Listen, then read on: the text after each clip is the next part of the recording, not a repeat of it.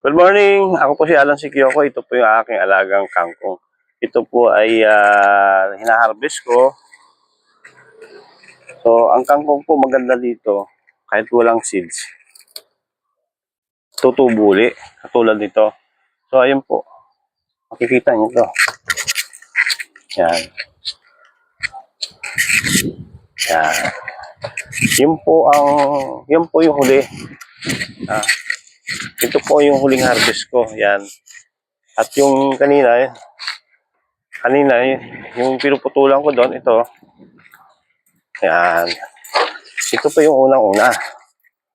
So, kung meron tayong taniman, kahit paso lang,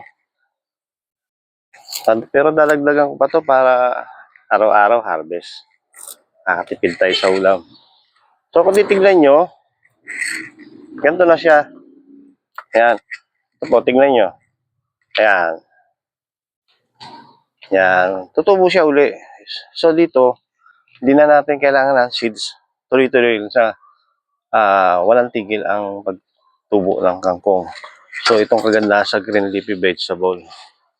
Pwede nga ihalo kahit saan. Sardinas, sa tofu, yan, mga nilaga.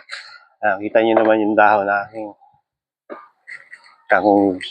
Maraming salamat po. Salamat sa panonood.